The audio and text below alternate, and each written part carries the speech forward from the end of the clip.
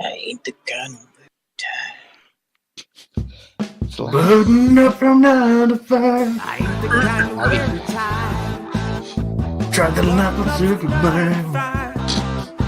I try to live to say goodbye. Get the job done. Unruly people. Be a professional. Yeah, you guys are even singing with the tune.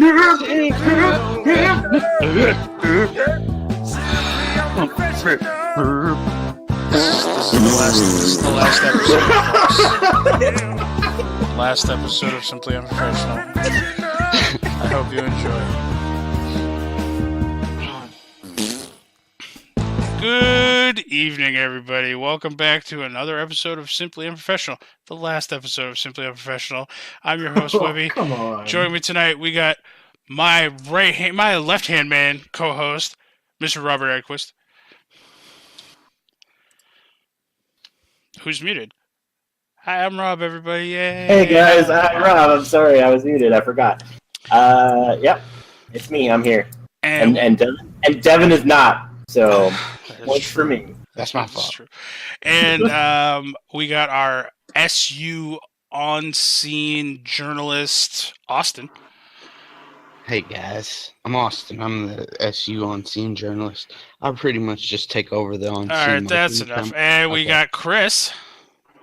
Hey, first time on the episodes here. So hi. And we got Donnie. Hey. And we got a very special guest, yet again, the writer of the SU music, Mr. Ross Boyd. Ross Malcom Boyd. I'm sorry. Ross so Malcom sorry. Boyd. That's okay. That's my stage name now. Yeah, you gotta get that Malcolm in there. Yeah. Long time listener, first time caller. I was thinking about it. I couldn't figure out the word for it. All right. So, listeners, as you can understand, there's a lot of people on tonight's call. That's why the intro music was so unruly, and you probably didn't hear a single fucking word of it. Gotta saddle up. All of them were singing different parts at different times, and none of them were in unison to the song. It was kind of freaky hearing the song and then hearing Ross try to sing along with the song because it was two voices that just weren't in sync. I really like the way the theme song came out, but I think that would be fun to do every once in a while. Just let all of your guests sing the theme song. Yes. I'll do like what just happened. That sort of chaos won't ever happen again. No, of course it will. When I have so many guests, then yeah, I can't control everybody. When you have assholes like us. I mean, I didn't say it. He also didn't argue. Okay. I'm self-aware. So tonight, it was pitched to me an idea, and ideas don't get pitched to me very often because none of you fucking listeners ever write in or give me suggestions. Pointing at you. Yeah, that's a great way to really connect with your listener base, Webby. Yep. Well, this is an every week thing. Fuckers. And, I do every week. Ask Edquist. This is how I do it every week. Yep, See, it is. one thing I bring to the audience. Oh, I know. Chris, I listen. is brutal honesty. Okay. If the listeners can't handle my brutal honesty, hey, turn off the podcast. Go listen to fucking My Little Pony or some bullshit. Okay. I wasn't kidding when I said long-time listener, first-time caller. This is my first episode that I've been on, but it's not my first episode that I've heard. I'm very familiar with your I'm gonna go air quotes with this hosting style. That's right. Whoa.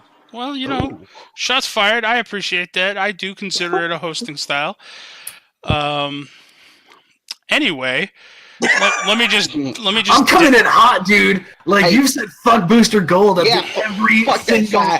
Well, hold on. Every single episode. There's one little problem here, and that problem is the fact that I'm recording the main podcast, and all I have to do is boop, and we can't hear Chris anymore. So, Austin. Oh, you're a dick. I'll put you back. Austin, you pitched this idea to us about having like a book club kind of thing. Yeah. And you came to me and you wanted to do the book I Am Number 4. And I had never read this book. I don't know if some of the other people have and some of the other people haven't. I had seen the movie. And then you broke the news to me that they're never making more movies. And we'll get into that later. So you pretty much gave us all a copy of the book, or an audio copy of the book or whatever, and we all read it. So I'm going to let you take this away and do your little book club thing. Oh, by the way, thank you for that kind donation, Austin, of the books and stuff. That was very kind of you to purchase all those copies and send them out to us. Hey, thank the people that listen to us. And thank you to all those technical engineers who know how to just copy that shit over and give everyone one copy. It's fine. Anyway, I don't know what he's talking about. Hey guys. So how did you want to do this, Austin? I want first off, Webby. This is a book club. Let's all take it down a notch, okay? I can't do that. Let's talk in our quiet library voices. This is my quiet library voice. Oh, Webby. I thought it was your sultry voice. El Chupacabra. Okay. So. Speak Spanish to me. That's right. Call back. Love it. Is some salt on me for my cut. Okay, Bam, let's get out of this. So let's do let's go around first and we'll let people know how much they know. So I'll start. Like how much you know about the series. So I'll start. I've read all the books and I watched the movie. So and like I've read most of the books twice, but I just finished all the way through the whole series last week. Ooh, can I go next? Yes. I struggled through the book and I watched the movie. The first book, mind you, not the series. Donnie. I've seen the movie twice. I recently rewatched it before I knew y'all were doing this, and then I listened to the whole book in one go. Oh yeah, that's another thing. Literally everybody on this podcast, I'm not sure about Ross, but I think Ross too, watched the movie right before I asked them. Yeah, before you even brought any of this up, I saw it on Netflix and I was like, I remember watching this, but I don't really remember what it's about, so I'll watch it again. I think it popped up on the features page, and that's why, because I remember I watched it too just before. I was like, that's weird, I just watched the movie yesterday. Yeah. We all got it off Netflix when they popped it up. Yeah. Yep. So, yeah, okay, who wants to go next? Aquist? Well, I've read almost all the books. I think I've read up to number 6 out of the books. And I saw most of the movie, but I stopped watching it because I was like, this isn't like the books, and I have to go. And he has to go. All right. Speaking of number 6, she was pretty hot in the movie. Anyway, moving on. Ross. Yes, I have read the book, and I heard that there is a movie. You haven't seen a movie? No, I haven't seen Yes. it. So years ago, someone, a friend of mine, said they saw it and they liked it, and I'm like, cool. I'll have to. Yeah, check that was me. Sometime. No, I think it was Tim. Oh. The bass player for my band. It's very possible that you told me about it too, Webby. But I specifically remember Tim describing the plot to me. And I'm like, hey, that sounds kind of neat. And then I never saw it. I thought about watching it before this podcast, but this is a book club. This isn't a movie club. Yes. So Ross. I'm going into this with all words. Okay. By the way, Webby, number 6 was played by Teresa Palmer. Yep. Yeah. She hot. Chris? Yeah, go ahead. What? Did you already say what? Oh, no, I haven't given my response. Yeah. I just want to say that Teresa Palmer was actually recently in Lights Out, which is absolutely fantastic. Oh. And she was Julie in Warm Bodies, which Good movie. Is the zombie Romeo and Juliet movie, which I really enjoyed. A lot of people didn't like it, but the soundtrack really made it for me. Anyway, back to I Am Number 4. I really enjoyed the book. It was good for like one of those teen and or trash sci-fi novels. Just something that's not too in depth, and you can just suspend your disbelief and go for it. I really enjoyed it, and it didn't hit for me like the same kind of buttons as, for instance, Hunger Games or Harry Potter. The first time I read it, but yeah, it was good. I don't like the direction they went with trying to cram everything into 90 minutes, and some of the stuff they reordered and cut out of the movie, I thought was very important for character development, and it felt very rushed. But the book itself was pretty well laid out, and it was good. I enjoyed it. Okay. So let's get into the book now.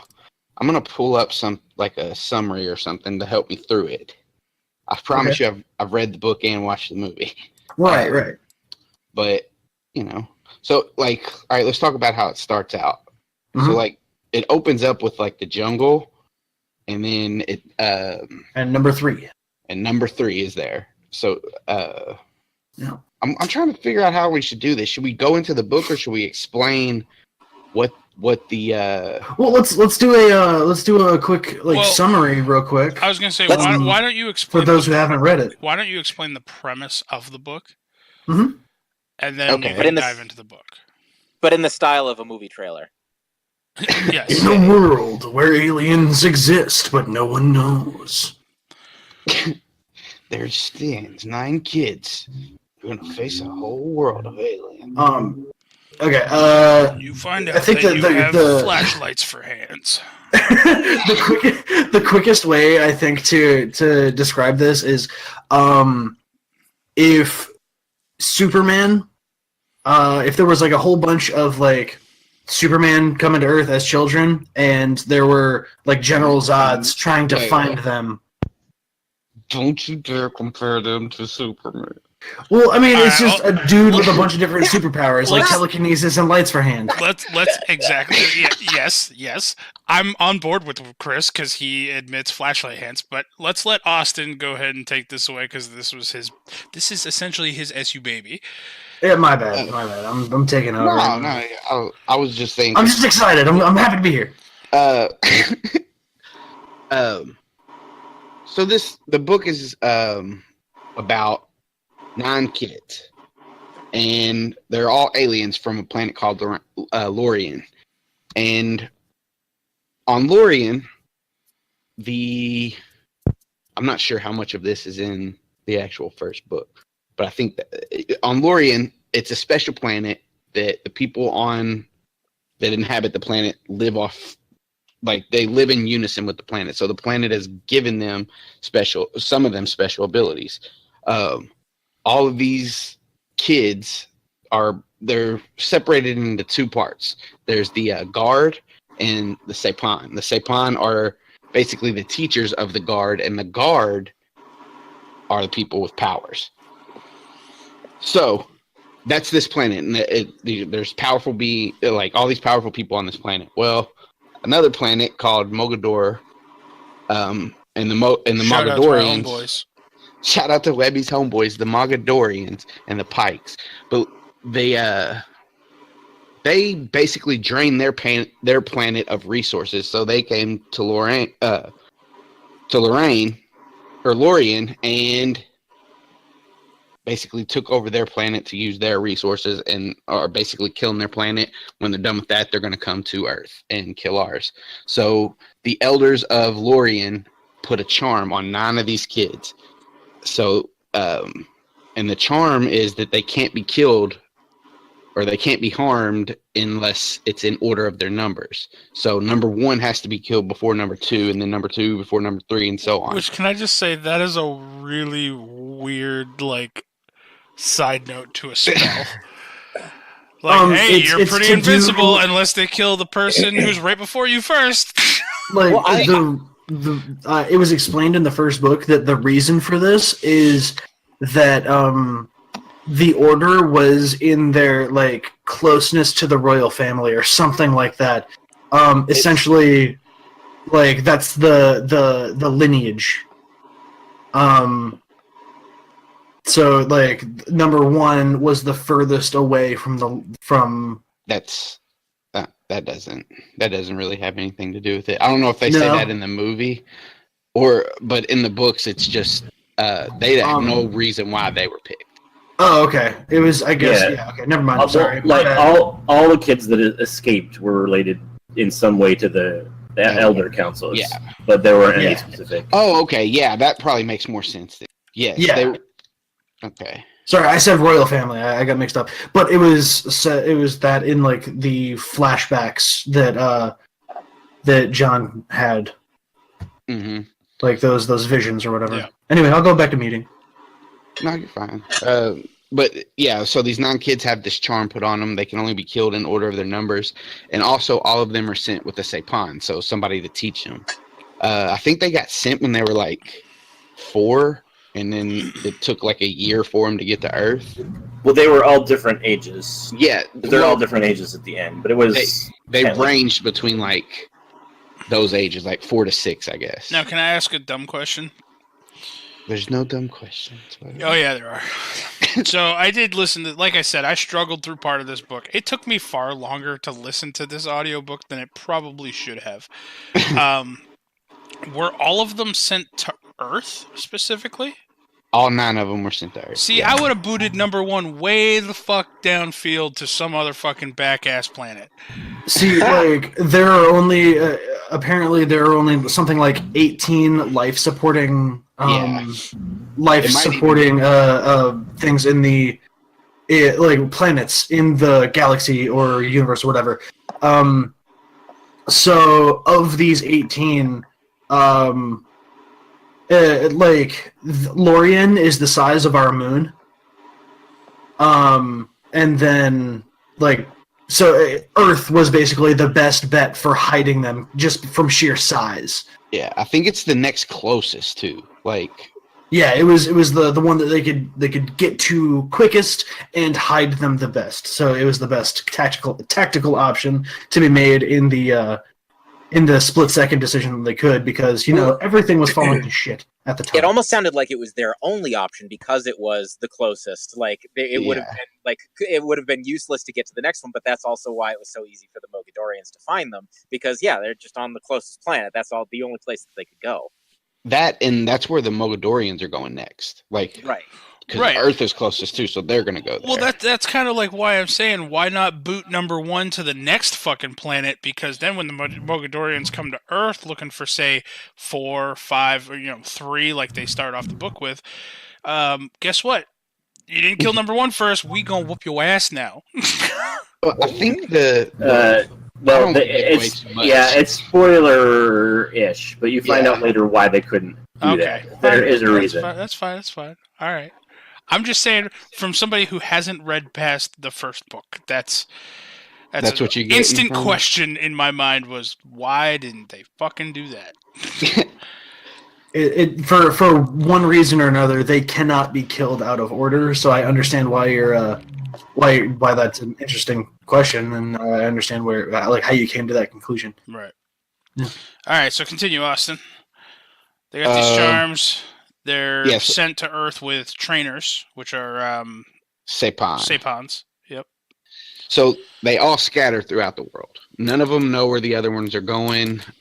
They basically, the only thing they have when they come to Earth, I don't even know how much it's talked about when they come to Earth, but I'm going to just say what I know is for sure. They all have these chests, and inside these chests are a bunch of items that they can use, but also there is gems, and that's how they get their money.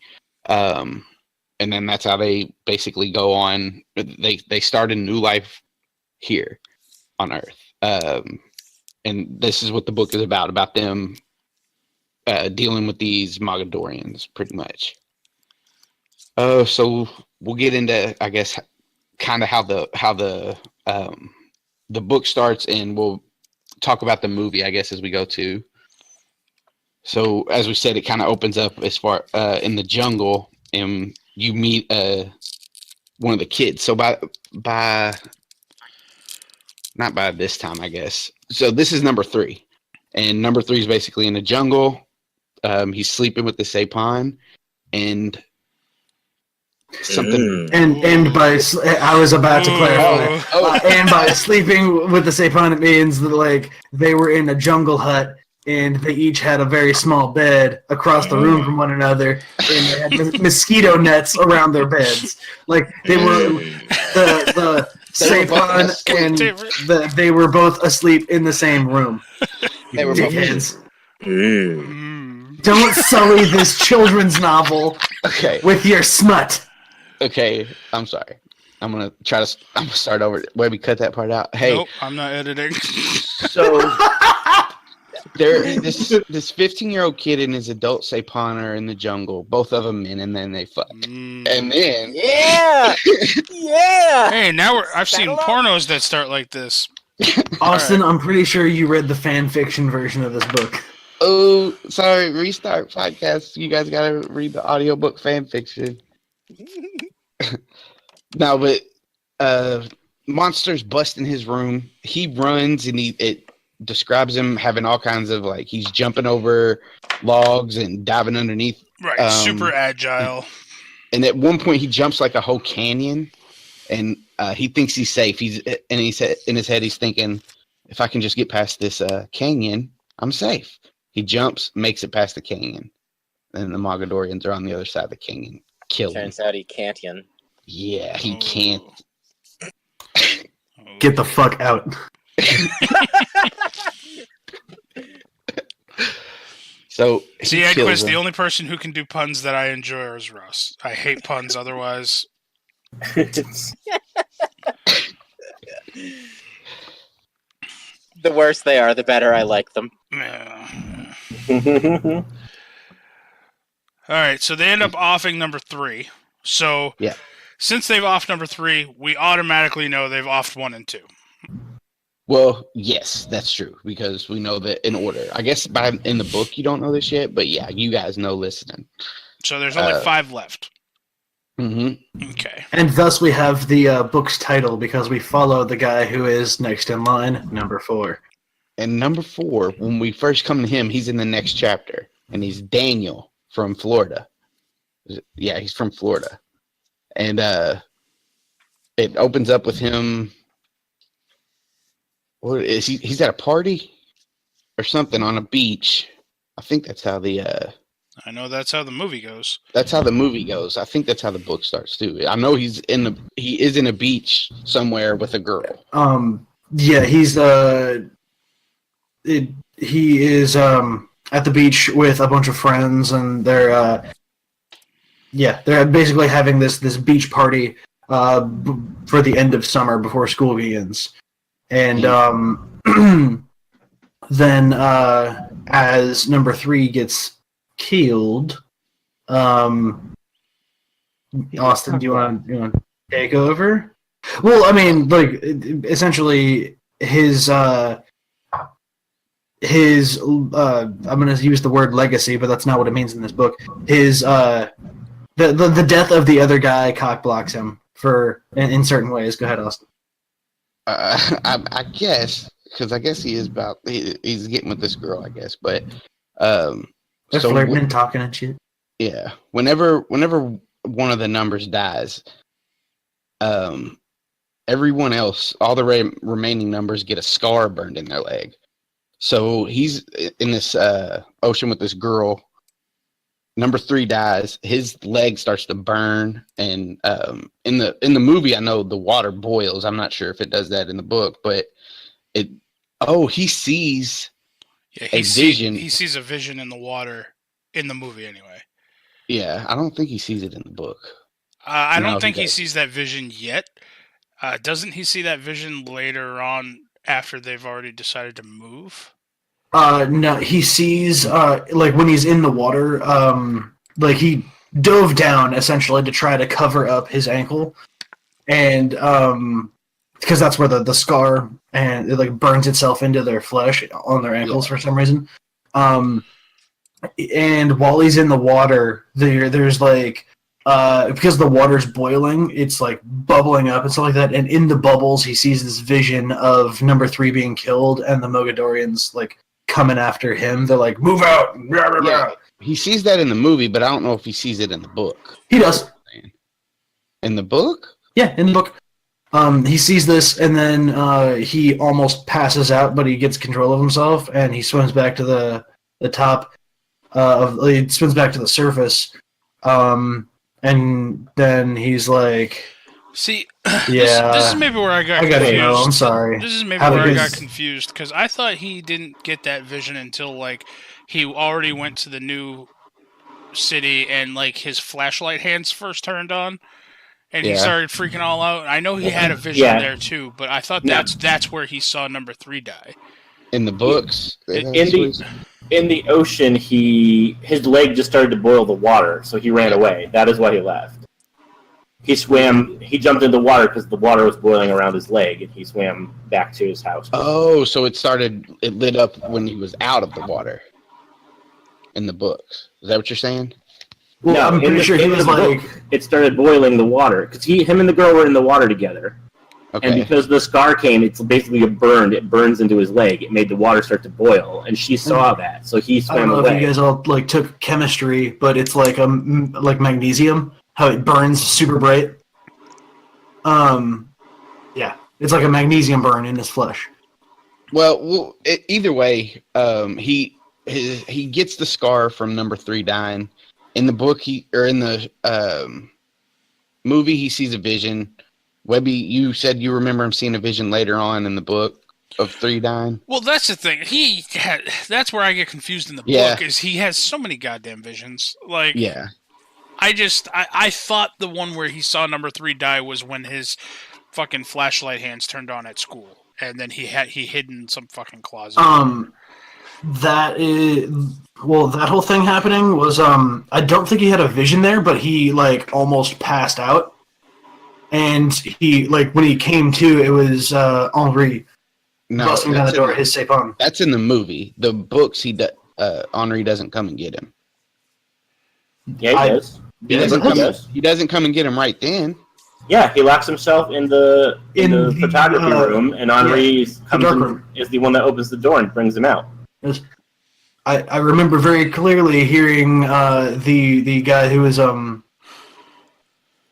was recording the audiobook saying, "Jean, open up, it's me."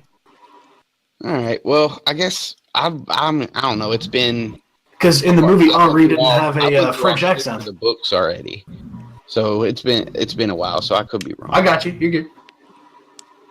All right. So Regardless, shit. they need to move. Yes. Let's just hop on that train. So they burn everything, leave Florida, and head to Paradise, Ohio, and it's supposed to be like a little nothing town. And basically Henry, Yes. right, Robbie? Yes. Henry in the movie, Henri in the comics. Henry all the time. The writer got No. the pronunciation wrong. Okay. No, It's no, Henry. Lorian has. Well, like, we're just the gonna go ahead and kids mute from- Chris here for a minute. It's Henry. Thanks, Fuck folks. you, Abby, you piece of shit. I have the power. Anyway. Yeah. I have a personal grudge against this Henri fucking thing. It's Henry, all right? Timothy Olyphant's the man. I refuse to accept any other pronunciation. Webby. Yep. Somebody's mother reacts to his name being Henri and starts talking French to him. Oh, I so know, they must I know. pronounce it that way. No, My man, Donnie. I won't. Because he specifically says he's not French and that he doesn't speak Yes. French. So That's the name that he chose. I don't give a fuck. Yeah. No. He's just like, I am this putting asshole my just called me the wrong goddamn name. foot Because down on the accent from Lorien is very similar to like You know what? Hold French on. countryside accent. Hold on. The author of this book, Paticus Lore, aka James Fry, aka Joby Hughes. Yes, Pittacus lore. You're fucking wrong. It's Henry. Thank you. Let's move on. Go ahead, Austin. Did you just write him or tweet him? Or did you just say No, that? I'm just giving it a shout out in case he ever listens to this goddamn podcast, which he won't. Kitticus Lore, if you ever listen to this podcast, please take me with you. Take me to Lorien. So Henri says they gotta move. They move. Paradise, Ohio. He says he has some unfinished business here. Or he has some business he needs to take care of. Daniel changes his name to John. John Smith goes to school. If I skip over anything important, motherfucking lizard turning into a dog that follows him, Bernie fucking Kosar. We don't know that yet. We're not supposed to know that yet. Yeah. I don't give a fuck. Lizard. Best character in the movie. John, apparently John has the Daniel now turning it himself into John. John, the main character, has this innate ability to befriend certain animals. He has it describes him having a lizard being around him. Yeah, this every morning, when he eats breakfast and goes to school or whatever. This lizard is always there. Yeah, and then when they move, and he talks about how he's gonna miss the lizard. Yeah, and then they meet a dog when they get to Paradise. Yeah, they do. But before they meet the dog, John goes in his house in his new room, sees this old poster on the wall, and it's a poster of a football player for the Cleveland Browns. For the Cleveland Browns, named Bernie Kosar. He finds the dog and he names it Bernie Kosar. Actually, the dog was already named that. It had Bernie Kosar on its. That's right. In the movie, he goes to the poster. Yeah. So he never even names the dog in the movie. I watched it 3 days ago. He never names the dog in the movie. Oh. I loved that in the book that they always referred to him as Bernie Kosar. They never shorten it. Give him a nickname. Yeah, it's always just Bernie Kosar. And I'm like, that's fucking awesome. Bernie Kosar. That's exactly how they say it. Yeah. I told you, I'm familiar. So he decides he's going to go to school the next day. Henri says no. He says yes, I want to go. He goes, and what's the first thing that happens? Did he get his picture took? Yes. Yeah. As he's walking in to school, he gets bumped into by the school bully, who's the charismatic, dumb jock, nice guy, quote unquote, nice guy, who's actually just an asshole, named Mark, who is the ex-boyfriend of the love interest for the story. Okay. Well, Chris, do you have a summary up? Because I can't find it. No, I don't. This is all just from memory. Okay. Because I retain things, well through audio. I retain water.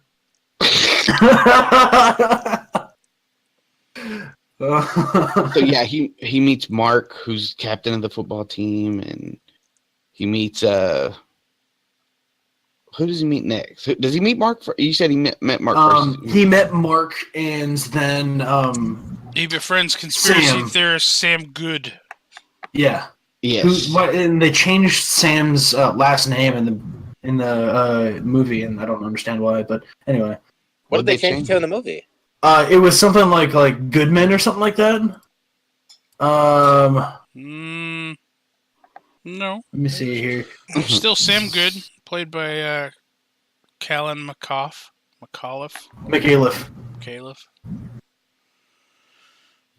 I could have sworn they called him something else in the movie. Well, he meets Sam. Sam's obviously getting picked on by the. Now, I will say this right now. I fucking hated the guy who voiced the audiobook, his version of Sam's voice. I get he's a nerd, okay? You can describe him as such, but you do not have to do that fucking super stereotypical nerd voice, where it literally sounds like he's just holding his nose shut. I'm a conspiracy theorist. Yeah. Well, it definitely took me a little while to kind of get into the the audiobook, it just in terms of the voices that he was doing, like Mhm. all women were kind of like this, Yeah. and like you know, You know what, guys? If you don't like the French, you don't like the nasal, you don't like the girl voices, read the fucking book instead of listening to the audio. Ooh, Edwards, god damn. Ooh. I got And you one. don't I got have one. problems. I got one reply to that, Edquist. What? I'll just watch the movie. Okay. No, never watch a movie over a book. Unless it's Lord it's of the hard Rings. to email a book though. Zip it. Yeah. Zip it to a PDF. No. I don't know. Zip it good. Zip it. Yeah. Moving right along. Yeah. So he meets everybody. Let's just say everybody he meets. Falls in meets- love with. Yeah. What is it? Sarah Hart. Sarah Yes. Hart is the girl. He just Immediately, the head over heels. And, Yes. and one day, from being these picture taken, he's Because, in love. Yeah. Yes. Because apparently Lurians fall in love differently than people. When they fall in love, false. it's forever. If I walked into town tomorrow and I saw some hot girl and she took a picture of me and smiled, I'd fall in love. Yeah. Forever. Forever. I'd fall in love with her. If she took a picture of Webby, I'd say, "That's sweet. Can I have that picture?" And I would take it and I would keep it. You see, the difference between you and that is if you then went to a second town and another pretty girl took your picture and smiled, you would fall in love again, whereas Lorians don't do that. Yeah. They do it one time. What are you trying to say, Edquist? You call me a whore? Yes. All right. Fair. So a lot of this part of the book is basically John pining over Sarah. Character Or- development. Yeah, he talks about. He does mention Sam a lot and how much he doesn't like Mark and how much he's holding back because he could rip him to shreds because he's so strong and. Well, see, you say pining. I say, like, you say pining over Sarah. I say courting. He begins courting her. He begins courting her, and how the young kids now say it, he's talking to Sarah. They're talking. Right. With an N apostrophe. Yeah. He goes home and beats off the pictures that she took of him. He's just tributing his own face.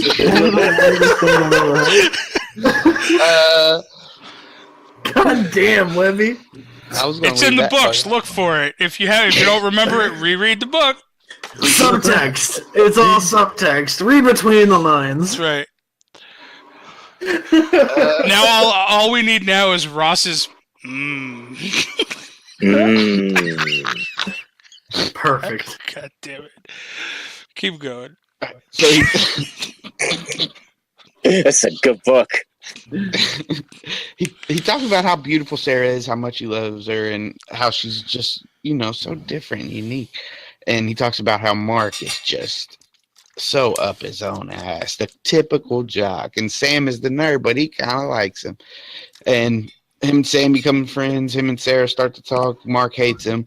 They go to a Thanksgiving festival. Well, No, you skipped no, over.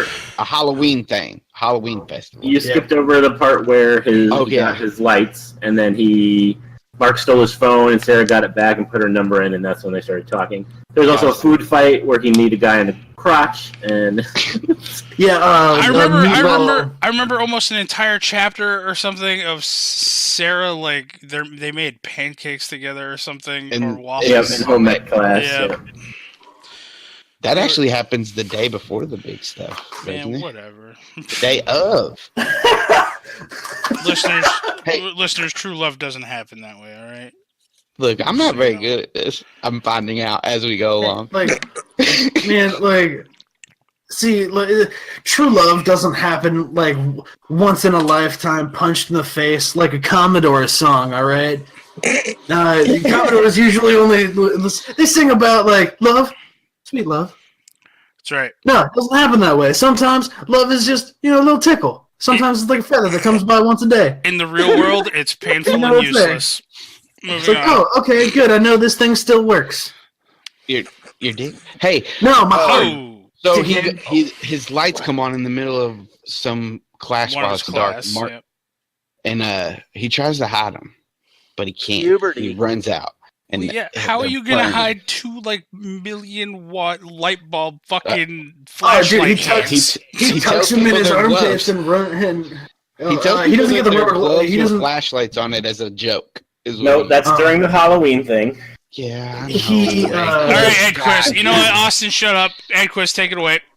I'm relying. I'm sorry, Austin, but I'm gonna just pitch this to my. That's your third co-host. strike. Thanks. Please take this pressure off of me, Edwin. This is exactly Listen, what Austin has wanted the entire time. Listeners, everybody give a moment of silence for Austin. He's new to his promotion. He has a lot on his plate right now, and he did the best he could. I've Round of never applause. hosted a podcast. I've only hosted on-site stuff, Webby. You know I can't do it. I know. So we're gonna have Edquist step in and give us a little play-by-play from this point on. I know I should be sad, but I am not. Go ahead, Edwin. Okay, so first on Henry was getting. Thank you. No, yeah, fuck that. No problem. It's already. Chris, get out. You're fired.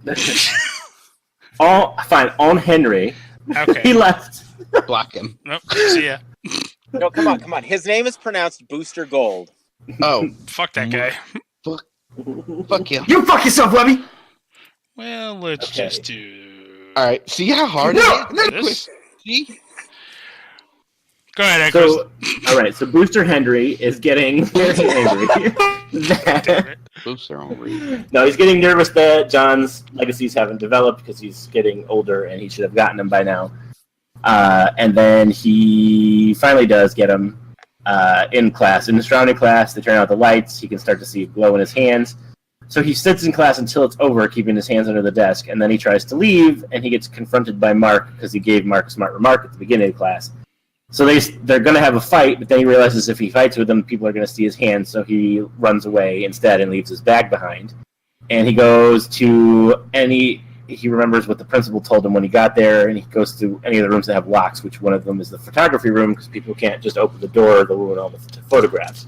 So he goes in there, locks himself inside, and his lights are just like burning his hands, and they're like shining everywhere. So then he's in there for a while, and then he hears Henry Gold knocking on the door. He takes him out and gets him in the truck, and then he goes back for his bag. Then when he gets his bag back, he realizes his phone is missing. But they're genuinely happy because he finally got a legacy. So you find out that it's not just lights, that eventually he's going to be able to resist fire and heat completely throughout his body. Do you think that they probably would have left? Like the way that they described how much they ran, they probably would have left if it wasn't a legacy developing because, well, I don't know. You know what I mean, Edquist? Like, he finally develops his legacy and it kind of shows it, but they're so excited that they stay still. Yeah, like, Well, I thought. Okay, can you please correct me if I'm wrong, which I probably am. I thought Henry did want to leave at this point, and He did. the only reason that he decided to stay was because he knew that John was in love, and he actually shared that little, I guess, the snippet about how he was in love too, and then he explains the whole Lorians fall in love once kind of thing. Isn't that why kind of Henry was like, fine, we'll stay, you know? Well, that and he developed a legacy, and they've been waiting on that, and he thinks it kind of might have helped. I just think he was kind of excited, so he let him stay. It's sort of a melding of both. It's like Henri wanted to essentially use whatever situation he was in that helped him develop his first legacy. Henri wanted to use that to continue developing legacies. So if they leave, then it might be harder. Whatever is going on here makes it easier for him to develop legacies. All right. So that's what he relented. See, I was under the impression that he started developing his legacies and that even if they ran, no matter where they went, his legacies would now continue to develop, but he stayed because John was in love. He stayed, I think, because he was in love and because he said he had business there. I think there is a little bit more. Right. But I also think it was he wasn't. Well, yeah, you don't know it at this point, but there's a reason that Henri came to paradise. You don't find that out till the very end. Right. Yeah. All right, Edquist, continue. Okay, so like I said, next Mark steals his phone out of his bag, so he's going to fight him to get it back. Sarah asks him not to, and so he agrees. But during this time, because he's getting angry at Mark, his lights start to come out of his hands. So he has to wear gardening gloves around school, which is not helping with his popularity. So Sarah ends up stealing the phone back and giving it to him, and when he looks at it later, it's got her phone number in it. So then eventually they start to talk. And then we pretty much skip ahead to the Halloween event, where he argues with Mark again, and Sarah is yelling at Mark, and Henri tells him to stay out of it because, he's just doing more damage on his own without him even interfering. So then him and Sarah and Sam and Sarah's friend Emily go on a haunted hayride. At this part, you would, like anyone who's seen the movie but not read the book, you would know this as the springtime haunted hayride for whatever reason. Yes, for random. Well, in the book, the cheerleaders are raising money to go help build an animal shelter, I think. That's what it was. Yeah. So they go on the ride, and basically the four of them are kidnapped by the football team. And John beats them all to a freaking pulp with his freaking super strength and light hands. And he claims to Sam that they're special gloves that he got from one of the jocks. And that's how pissed he is, because they take Sarah and jump Sam and Emily too, and he gets pissed off, and even he lets his lumen fly. He don't even care. And he one of the jocks, he actually grabs him by the face, because the jocks are wearing night vision goggles that they got from the police force because Mark's dad is the sheriff. So Mark thinks he can do whatever he wants. And he flings those things miles. That's he just whips him into the next county, and then that's what he says. He describes it a lot about him throwing something, and he knows it landed in the next county over or something like that. Yeah, he could have killed someone. Oh, I like to think he did. I like to think he did. Yeah, he had no idea where those were landing. That went through some lady's window. Yep. And just took out a cat. Hope it didn't hit a horse. All right, Edquist. So he fights off the football team. Austin, why do you do this to yourself, man? Oh, Tilly's there.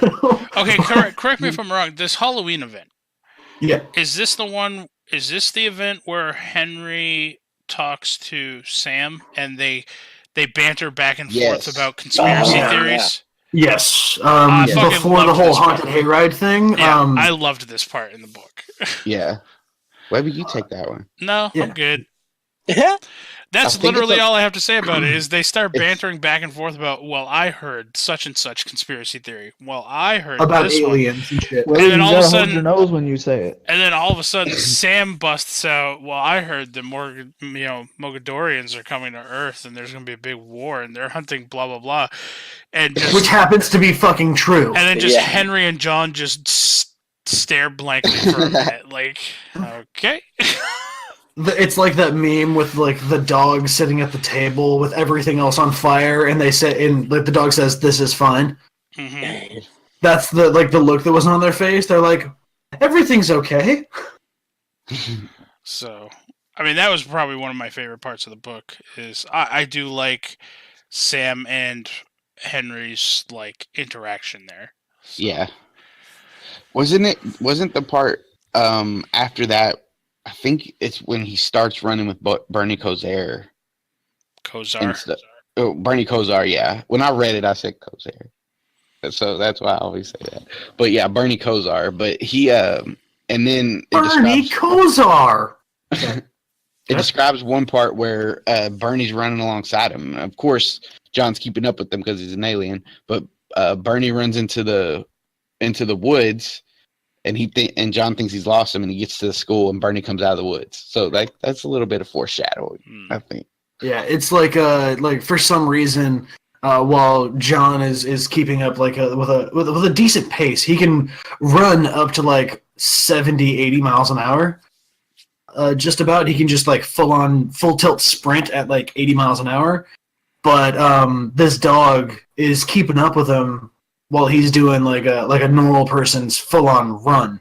And then like John just bolts, and he sees Bernie Kosar dip into the woods, and he thinks he lost him, and then Bernie Kosar just jumps out of the woods right next to him again. So he's like, holy shit, this dog is so weird.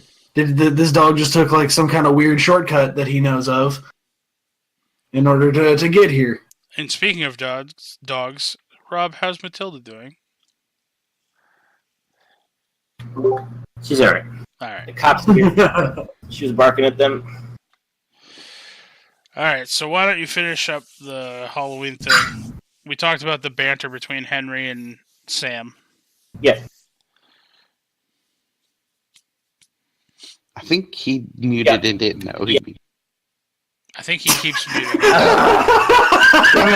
I'm back now. Okay. Yeah, so that was pretty much it for Halloween. He convinces Sam and Sarah not to go to the cops, that they've been punished enough, because he doesn't want to have to explain everything that happened.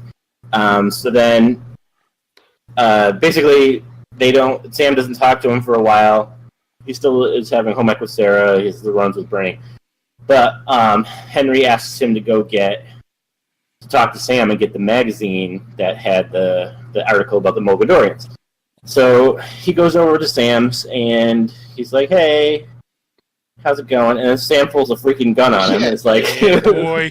I'm gonna shoot you. Yeah. But John manages to convince him that he's not an alien, even though he is. And he gets the magazine, which is, I can't remember the name of it. They walk among us. Pretty fucking They're nice welcome about to it, the too. He makes him feel like a dork Basically. for being so into the conspiracy theories. Yeah. Mm-hmm. He's like, the thing is, he's freaking right. He is right, and he knows he's right, but he still like makes him feel like an idiot. He's like, what are you doing? You're pulling a gun on your best friend. What the hell's You going really on? think I'm an alien? Yeah. Let's be He's honest like, here, yeah, though. I'm an alien. I come from planet Lorien. Blah, blah, blah. You're crazy. Donnie, let's be honest here, though. If I had superpowers and you called me out about, potentially having superpowers, I'd probably say you were crazy. I'd try to take you off the trail a little bit, maybe. Nah, Anyway, if I pull a probably gun not. on you I'd and you have superpowers, go ahead and use them on me. That's cool. I deserve it. Nah, I'd probably be straight with you. If I think you're an alien and I pull a gun on you, it's pretty brave on my part. True. Yeah, you would end up wrapped up in a cocoon with a silly straw stuck into it, like Killer Clowns from Outer Space. So, call back. Anywho. Yes. Anyway. Yep. So at this point, you found out the sad story of Sam. So you find out the glasses he wears, he doesn't actually need. They're his dad's glasses. His dad just vanished one day. That is not good for his eyesight. No. Yeah, no, like, they actually acknowledge that it's fucking horrible for his eyesight. Mm-hmm. But that's why he's so into alien conspiracies, because he believes his father was abducted by aliens, because they found his car just idling on the side of the road, and all that was left was his pair of glasses on the sidewalk. And that was all that was left. So that's why he wears the glasses. He says that he feels like the glasses saw the last thing his dad saw, and that's why he wears them. Which doesn't really make sense, but okay. That's a fucked up thing to say. Yeah, all right. So in the meantime, they're working more on developing John's legacies. They're spreading the fire resistance throughout his whole body. And while they're doing this, he's having visions of the attack on Lauren. You get to see like some of the Lorik fighting the giant beasts and stuff that came. Well, not see, but you get to read about. And then you see this ships escape, and then John sees that there's a second ship that was launched. And he asks Henry about it, and Henry says, as far as he knows, the second ship was never launched. Now, is this also the one where he sees the dude controlling weather? Yeah, he sees his own father, Yeah. they assume, fighting with the beast, controlling the weather and having telekinesis. Which His is grandpa which too, is right? another, which is odd too, because he is supposedly never met his father, right? Because they were raised by their grandparents, or something? I think They were, but his father came around when he wasn't supposed to. Right. Right. But yeah, you're right, Donnie. He was raised by his grandparent. Okay. So his dad controls weather, like Storm from the X-Men. Like Storm. Didn't his grandpa do something ridiculously badass? His grandfather could turn things invisible Invisibility, himself. yeah. And he did telekinesis on something huge. Well, everybody has telekinesis. All of On them. something huge. He did it That on was like a his dad. ship or something. His On a dad big lifted the monster. beast. Yeah. Yeah. That was his dad, not his grandfather. Oh, it was his dad that did that? Yeah. That was a badass. Man, John got the shit end of the stick with this fucking flashlight hand bullshit. Oh, Did he, though? Webby, did you read the book? No, I did. Listen, up to this point, I would say as a reader, John got the shaft with flashlight hands. Oh, yeah, he even says that. He's like, well, what the fuck is this going to do? Yeah. Okay, Okay. now continue. No, man, Webby, I'll shut the fuck up now. God damn it, Johnny. So, John gets invited over Sarah's for Thanksgiving dinner. Henry's getting worried that John hasn't developed telekinesis because that should have followed right after his first legacy, and it hasn't. So they're worried that maybe because Lorien is dead, that they're not going to develop any more legacies. In the meantime, he goes to investigate the publisher of the magazine, and then during dinner he never shows, and John is getting super freaked out, and he gets so freaked out that he destroys Sarah's new camera with his telekinesis. Accidentally. Mm-hmm. That's a fucked up thing to do. There is kind of like a nod to that in the movies, I think, where she has a broken camera. I don't know if that's, but. Oh, didn't he like pick up one and say, "Oh, this one looks really neat" or whatever, and then she's like, "Yeah, it's broken." Yeah, it's her favorite because it's broken Yeah. in a certain way that allows extra light to leak in. Yeah. And it gives the film a very unique look. Yep. All right. So then She John does not goes, say any of that in the book. She's just crying and pissed off because her cocaine is so bad. And so then this is where John goes and looks for Henry, right? Well, he gets upset. He goes home. He smashes stuff with his telekinesis, trying to learn how to use it. And then once he realizes he can use it, he decides to go after Henry. He involves Sam. I don't remember exactly why. Probably just because he needed the truck, hold right? on. If I'm ever a father and my son starts breaking shit with using his telekinesis, he's getting an ass whooping. Okay? I'm just throwing that out there. Go around breaking stuff. Fuck. Go outside, break branches off trees if you're mad. Anyway, continue. I'm gonna get Webby a shirt that says "Anyway, continue." That's your catchphrase now. Anyway. God damn it! Now I'm gonna try to consciously not say it. It's just not gonna work. New Simply Unprofessional drinking game. Every time I say it, take a shot. Why do I say it that often?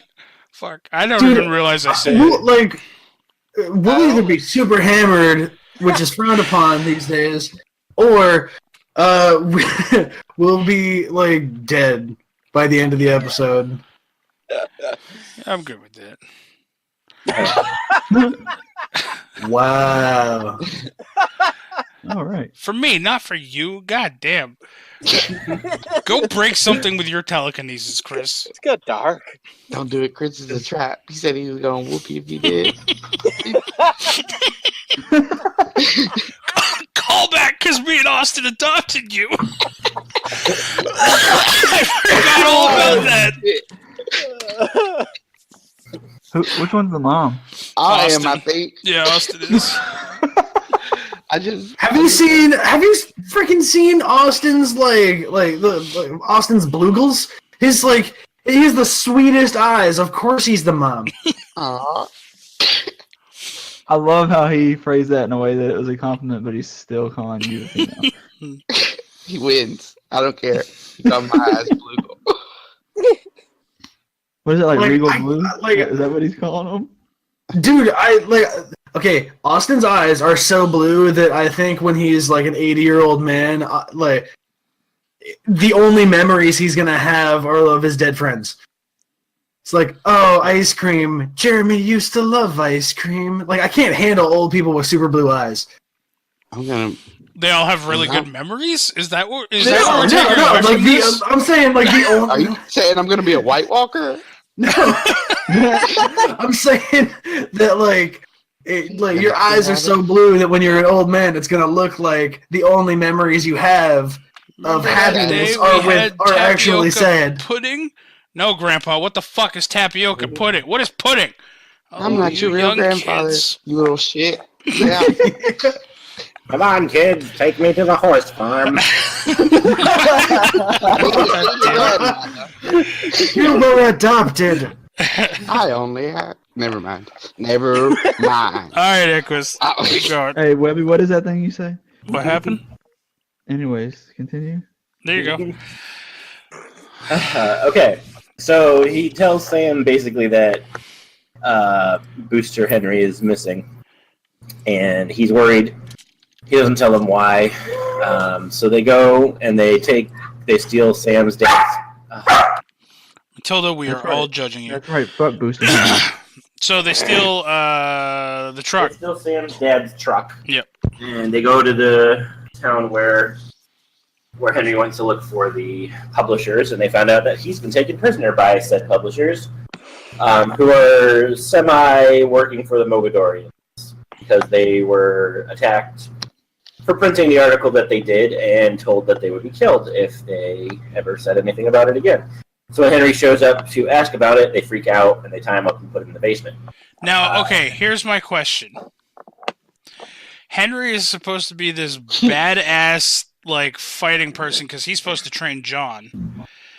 And two conspiracy theorists get the jump on him and manage to restrain him. Well, I mean, he doesn't have any actual, like, he's supposed to train John how to use John's powers, but Henry doesn't actually have any powers. He's basically the same as a regular human. Right, So but three people against one. I thought he was super, like, experienced in, like, combat, like fighting and stuff.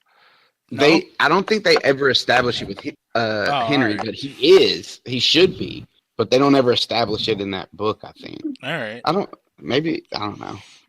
I mean, he kind of mostly explained fights it. with a shotgun for most of it. So. He kind of explained it that they just got, like, he thought there was only one of them, and the second one came and bopped him on the head. All right. Yeah. I mean, still, you're right. If you're trained, you should probably, you know. I guess it could happen though if they took him like completely by surprise. Yeah, if you're going to the sheep and you don't expect the sheep to have a fucking club in their hand. Right. Fucking walk sheep. past that. Goddamn sheep. That's why I only fuck with horses. I don't like sheep. Hey, Oh my god, I'm muting myself. Okay, so moving on. So Sam, they see one outside, and John asks Sam to follow him while he sneaks inside. So Sam goes off to follow that one guy. So John basically ties up one of them, uses telekinesis to fling him in the wall, and then ties him up. Then he goes downstairs because he basically makes the guy tell him where Henry is. He goes downstairs. There's a second guy. He knocks him out. I don't remember exactly how. Doesn't he lift him to the ceiling and hold him there? No, he knocks that guy out because he starts to untie Henry, and then the last guy, Yeah. Sam, starts coming down the stairs, and the last guy shows up behind Sam and flings Sam down the stairs. Mhm. So he catches him. He catches Sam with his telekinesis, and then that's the guy he flings into the air and keeps up. And then they tie him up too, and then he turns him upside down on the chair in the air and keeps threatening to drop him on his head. Finally, they admit that the Mogadorians coerced them into doing it. So then Henry realizes that they're probably on their way, and they flee just in time. So freaking John jumps out the window with the two of them, hurts his legs on impact, but they manage to get away. Yeah. The Mogadorians don't even see him. Nope. Didn't he jump across the street and onto the roof of the house across the street with somebody on his back? Yeah. That's fucking crazy. He's like a That's grasshopper. Just how he damaged his legs. Yeah. So now from that point, Sam knows that they tell Sam everything, so he knows that they're aliens and whatnot. And he actually starts to help John train, which they set John on fire and have him like throw things around with his telekinesis. Best training ever. Oh, you're resistant to fire? Yeah. Here, splash gasoline, light you on fire. Resist that. I'm not fireproof. I'm resistant. It burns. It burns. But Resist harder. Roll around. You'll Reminds be me alright. of the movie Drill Bit Taylor with Owen Wilson. Yep, I just watched that recently too. It's a good movie. It's one of Owen's best. from the vibe I got off Henry, I would think that he should have definitely left right after they seen the Mogs. Yep. But they didn't again. Once again, they didn't leave, and they're still there. Well, this time John forced the issue. He held him up. Yeah, and then Henri said if he even thinks that it's going to happen again, they gone. Didn't he hold him there until he finally agreed? Like he said he was just going to hold him until he agreed. Yeah, I forgot that part. When they got back, Henry did want to leave, but John held him in the air and told him they wouldn't let him down until he agreed to stay. Doug. And then he goes to school. Yep. Fucking loser.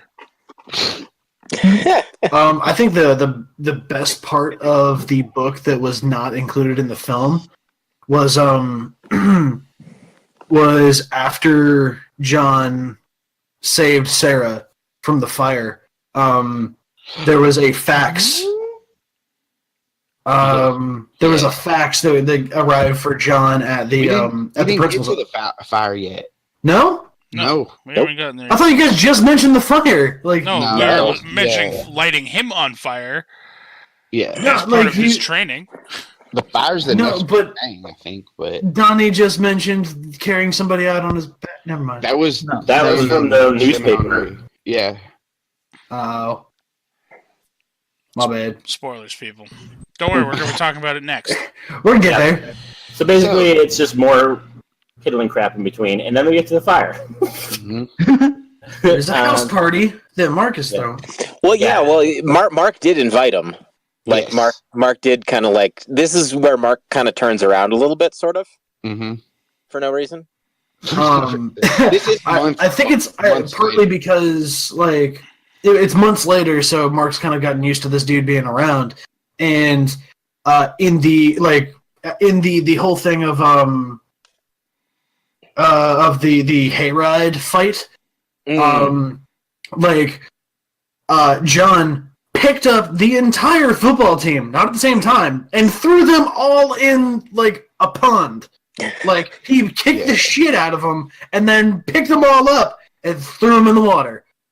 I think there was So, like like- 6 of them, but he does describe them as linebackers and stuff. Yeah, But exactly. it's okay, So- though, because John hurt his leg and he'll never play football, so Mark's okay with this. Yeah. Like Uh, in the book, like the excuse that they give for like John not doing sports, even though he looks like he's athletic, is that he has asthma. mm-mm. So like, as far as Mark knows, he got the shit kicked out of him by an asthmatic who hangs out with other nerds that do conspiracy theories and stuff. Like that's as far as Mark knows, he got like he got his ass whooped by the new loser. The first thing that happens when they go into the party is Mark hands Sarah a beer and John grabs a water. I remember that. I don't Yeah, know why. yeah. Sarah, I guess, is Basically, shit pops off and a Shit fire accident. gets started by accident. Sam and Emily are down there. It was a matter of Yeah. a misplaced doobie. That is what happens. Sam and Emily think they did it by knocking over a candle because they were basically making out and rolling around. But it turns out it was like they were smoking pot and a joint caught the curtains on fire or something. Goddamn hippies. So Mark's freaking out while all this is happening, right? Yeah, his house is on fire. Yeah. And he's throwing a party and his parents don't know about it. Yeah. So eventually John like snaps him out of it and they get everybody to go out of the house. They all get out there, and guess who's missing, guys? Motherfucking, I don't know. His dogs. His dogs are gone. And who loves animals? Who helped cheerlead to get animal shelter rebuilt, and then went and spent her Christmas break helping all the animals? Sarah McLachlan. Sarah McLachlan. In the arms of the angels, fly away. God damn it. Ross, you did good job. Webby, do the thing. Anyways, continue. Hey, Quist. Everybody. So they realize that Sarah and the dogs are missing. So John goes inside, and he can kind of tell where they are because of the dogs, and he's not sure exactly why that is. He manages to find them walking through all the flames, and he breaks into the room where they're basically trapped by the fire. Sarah's like, "How are you doing this?" He's like, "No time for that right now." Grabs her, pushes one of the dogs into her hands, and then grabs the other dog with his other hand and jumps out the window. Yeah, okay. Hey, Chris, explain to me something here. Did they actually explain why he could like find them via dog? Yeah. He has Towards the a end. Super They did. snout? Yeah. Was it a super snout? He smells them? Yes. No. Let him ride with him. Damn it. one of his legacies, one of his like superpowers is that he has an innate connection with animal life. Hmm. But they don't say that in the first book. Yeah, Yeah, they do. Yeah, they They do. do? He Yeah. talks about it a little bit at the end. He figures it out at the end. Yeah. Okay. He All right. And that's figures it out why, when that's Bernie- why, like, he was friends with that lizard, Oh. and why he's friends with Bernie Kosar. No, you know where he was- figures it out? He's putting it together that the lizard was Bernie Kosar. Yeah. Tell him, Edquist, where he figures it out, because I just remembered too, and I think you just did too. Or should we wait? He figures it out during the battle, so Yes. we'll wait till then. Oh, okay. Which is coming up, right? Yeah, it's right. Yeah. It's right after this. Pretty No, it's the quickly. next day or something. Or not the next day. Yeah, A little while after. Right? like it's like a day or two later, and he thinks he's in the clear, and then he's like, "Oh shit!" Oh, yeah. Yep. Because he lies to a reporter. A reporter finds it, and he Yeah. lies to the reporter. Yeah, so several people say they thought they saw John go back into the burning building, but he claims that he didn't go back inside. Then a video ends up on YouTube's Of him jumping out of the window. of him doing all that nonsense, saving people from burning buildings and whatnot. Yeah, man. but he It's doesn't- just the adrenaline rush. That's all. He doesn't Yeah. know that because he's at school, and the principal calls him in, and he's like, "Oh, is it true?" And he's like, "Is what true? That you saved Sarah and what's his face's dog?" James' Yeah. He's like, "Where did you hear that?" And then there's this fax that comes for John at the It's coming school. through as he's talking to the principal. Yeah, and it says what you call it? It says "RU number 4," and Oh yeah. This is one of my favorite parts of the book. that was not in the movie, and it pisses me off because John seeing that, his eyes go wide. He just totally dismisses everything that the principal's saying. Like he goes silent in his hand. He's like, "Fuck." So he stands up, gets on the dude's desk, and jumps through his window. Just smashes through the principal's window. Again, And the principal's just standing there like, I don't know what's happening. Like a He was a grasshopper. hero, and now he's Yeah. He just slow motion, hands on the desk, feet on the desk, through the window like a cannonball.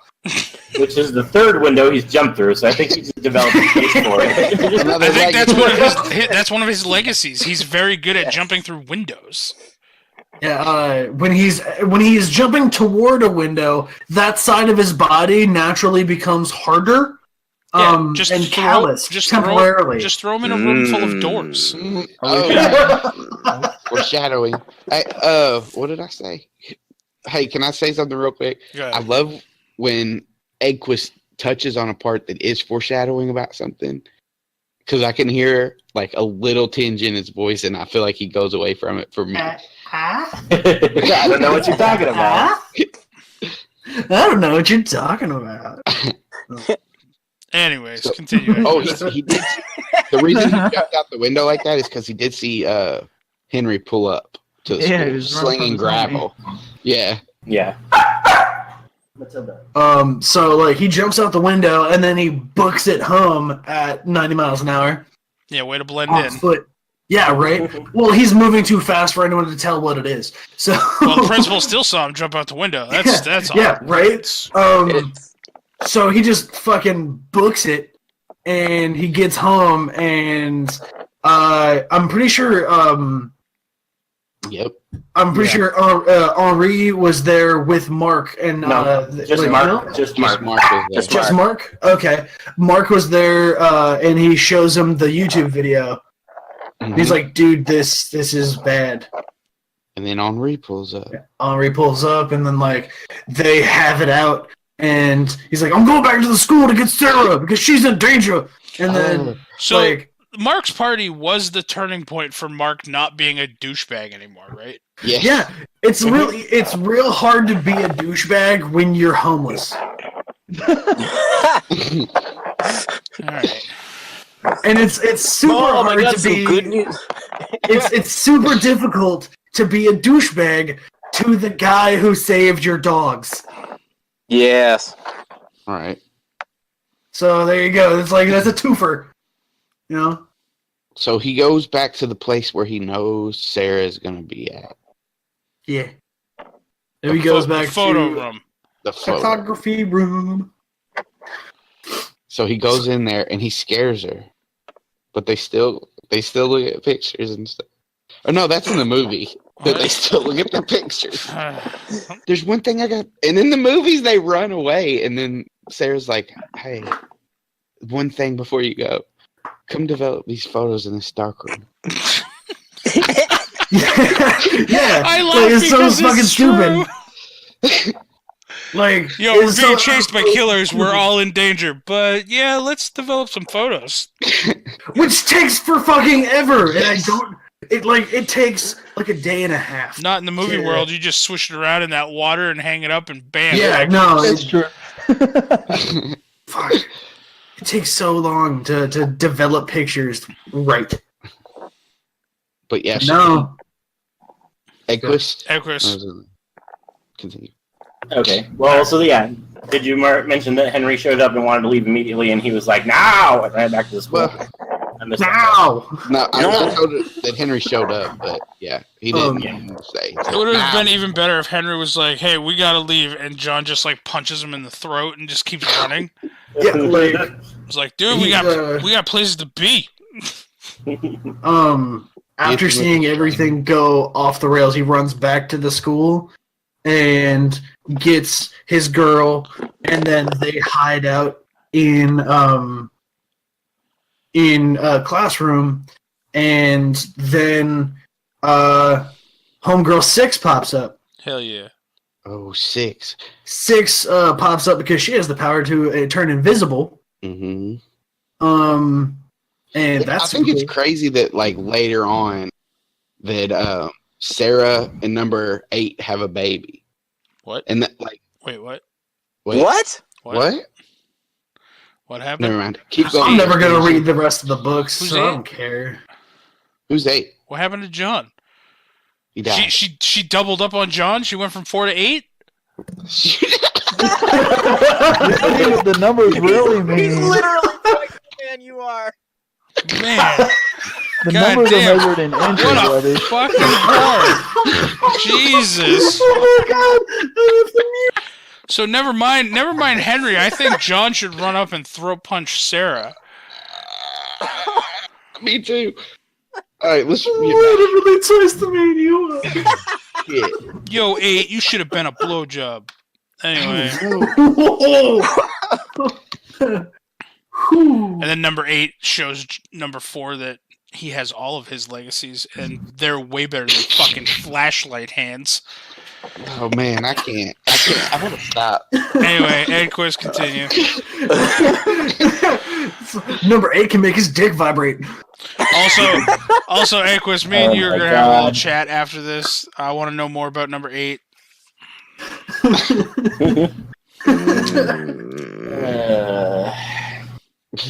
So big fight at school, God yes. damn.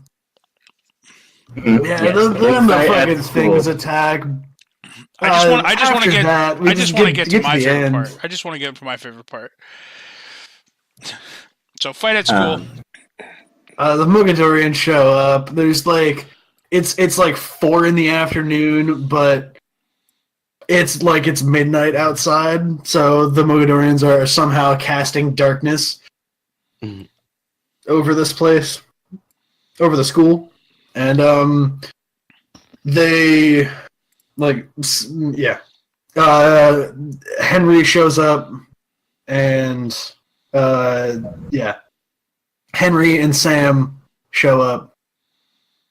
Or I think it was either Sam or Mark. I can't Henry remember. and Mark are together. Okay, yeah. Henry and Mark show up, and they all do see another reconvene, car. and yeah, they see another like truck or whatever pull up, And then And- speed off. yeah. So the whole like battle things happen in the hallway, and then in a different hallway, and then in the cafeteria, Oh, and shit. then on the football field. It all carries out to there, and Bernie Kosar turns into this giant wingless dragon-like creature called a chimera. He is a chimera. Yeah. He just, Bernie Kosar, like, was the lizard, and then he was the dog, and then he just kind of, like, morphs into this giant, like, dragon-ish creature, and starts fighting one of the Mogadorian giant beasts called Pikes. Yeah. And we forgot to even go into any kind of detail about the chests. Yeah, fuck it. They held some shit. That's what It- chests it- do. Yeah, the chest held, it could only be opened by Henri and John putting their hands on it and interlocking their fingers on the top. It was all very romantic, and, you know. I can give a quick rundown. Oh, go ahead, Equus. Well, I'd like to point out that during the battle, John almost dies like 4 times, but is saved by random chance every time. Yeah, no, he definitely, like, he definitely rolled his saving throws appropriately that day. So in the chest, just from what I remember, there's a stone that Henri uses to help spread his fireproof. There are these little balls that Henry blows on, and it shows planets. One of them is Lorraine, and John breathes on it. Lorraine, and he can see John breathes on it, and he can see. No, he shines his lumen on it, the thing from his hands. Yeah. He sees and feels Lorraine as it is at this moment. And he can hear Henry when he's seeing this. Yes, he's like I think it describes him as like flying through the on Lorien, like flying over it. He gets memories of Lorien, like the yeah. Okay. Also in his chest are a what looks like a bunch of old leaves wrapped up in a piece of twine. He has a dagger with a diamond shaped blade. Those things they haven't been revealed yet. Oh, The only other things they took out of the chest were the healing stone, which could heal people by touching it to them. Only the Loric. It wouldn't work on people. yeah. And the small gray Loric salt that you could put under your tongue to give you strength. It does for a short time. talk about the dagger, doesn't it? No. No, not in book 1. Okay, my bad. Also, it has just like a dime bag of the dankest weed that you could like it's called like Lorien Dank. It's called the Mogadorian Dank. This shit right here. Boom, boom, boom. This shit right here will make you feel like a giant space monster. Jean. So you want to get fucked up? Jean, let's get fucked up. Okay, Edquist. Carry on. Pretty fucked up. No, he doesn't speak fucking French. We've established this. I'm sorry, I did not speak French. Je suis désolé. All right, Edquist, continue. Okay. Well, first, none of that was true. Second. So they're having a big fight. You find out that Six can control the weather. She's bringing down lightning on people. John fights one of the soldiers in another world where he's like absorbing trees into his Yeah, that part sword. really confused me. It's okay. They never talk about it again. Don't worry Yeah, about it never happens again ever. Fucked So, up. Why then? I think it has something to do with the guy's sword that he stabbed him with. yeah, so John uses the guy's own dagger to kill him. Because the guy tries to kill him with fire, which if it had been anything else, he'd be dead, but it was luckily fire. So then he uses the fire into the dagger and throws it back at the guy, and the guy dies. So then he escapes from that way. Then he's almost killed by the giant beast, but then he's also about to be stabbed by another soldier, but the giant beast eats the soldier instead of him, which saves It's him. always a bigger fish. Uh-huh. And then he's about to be killed again by the giant beast, but Bernie Kosar shows up, transforms from a tiny dog into the giant dragon, and starts to fight with the beast, and then he almost dies. But John jumps at the beast with a dagger from the one that got eaten, stabs it in the eye, and saves Bernie Kosar at the last second. Actually, Mark helped him with that. Mark was the one that helped him to his feet while Bernie Kosar was fighting. It's not really super relevant to the story, but at some point in the school, they're fighting in the dark, and Mark grabs something random to bop somebody on the head with, and I think he kills a Mogadorian, and he looks down at what he smacked him with, and it was his MVP trophy. Yeah, he did do that. Yeah, because John gets thrown into the trophy cabinet. Or was it John that grabbed the trophy? John threw it with telekinesis. Yeah. Smashed the guy. And it ended up being Mark's It was Mark's, yeah. or something trophy. Well, I will just say in the books, Mark, he doesn't bitch up. Like No, he don't. Yeah. he Yeah, Because stays. he's a goddamn quarterback. He's supposed to be cool under pressure. He saves Henry from getting stabbed in the back by tackling the guy. Henry gets fucked up, if I remember right. Yes. Yeah. Yeah. Oh. So at this point, after the thing dies, when Bernie Kosar is basically unconscious, turns back into a dog. So Henry finds him, and they're both just limping out of the woods, but there's like a dozen soldiers behind them, just ringing them in and herding them towards the second beast that's still alive. So they're basically like, we're on a death march here. We're just gonna go and die with our heads held high. So again, the fourth time he was almost gonna die, but he realizes that the way he talked to Bernie Kosar, he can reach out to other animals. So he talked to the other beast and finds out that the other beast is being abused and it doesn't want to be there. Oh my god. And they're making it. So then the beast he manages to make the beast turn against the Mogadorians and start He ripping them rolled to a nat shreds. 20 with his animal handling check. Yeah. Motherfucker Dr. Phil over here. Oh, you're Dr. abused. Doolittle. Bill? Stand Oh, up then- and fucking defend yourself. I thought you meant Dr. Doolittle. No, Yeah. Dr. Phil. No, giving fucking advice to the beast. Oh, you're being whooped. Oh, rise up to the occasion. Fucking help yourself. The only way to help you is to want to help yourself. So during this last part of the battle, and Six got injured and she was rescued by Sam. I'll tell you what, I ain't gonna be a crab. I ain't gonna take your bait. Sam was the one Sam was the one in the truck that had drove past him and ran away. They describe it twice. Yeah. That it comes up twice. I'll tell you, the tables can turn, but your feet will still be underneath it. Oh my god. What That was is pretty all good. happening right These now? are all my Dr. Philisms. So in this last battle, when the beast is on their side, Henry ends up getting killed. He says the last couple things to John before he dies. Malcom. About to be killed too, but Sarah comes and stabs the guy with a butcher knife in the back and saves him. Goddamn home ec class paid off, people. He basically passes out, and then he wakes up. Alright. Oh god, am I cutting out? A little bit. So he's saved by random chance like a bunch of times. Great Yes. warrior. So is this where we find out that luck is one of his fucking abilities? No. No? Yes, and his name is actually John 117. Alright. Ooh.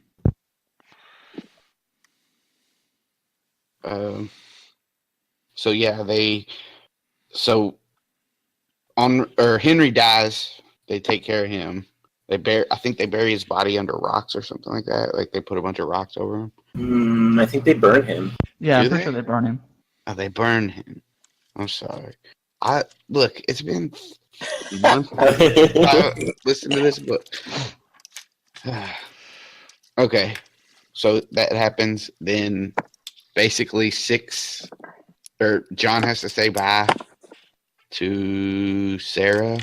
Because they're going to go looking for other numbers. Yeah, they're gonna go find the other. Yeah, we forgot to mention that when he and Six joined together, the charm was broken, so all of them can be killed out of order. Yes, that's what happens when any of the numbers come together. I wonder how close they have to be. Like, if they just randomly pass each other in the street, like, would that have broke the charm? I don't know. I think as close as you have to be for a street pass. So I think that's pretty much it. Yeah, it's all electronics nowadays. You know.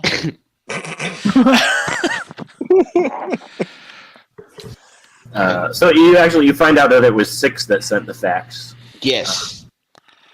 They asked if he was number 4. It wasn't the Mogadorians, so that's why she ended up showing up. And he says bye to Sarah. Mark James is there with him.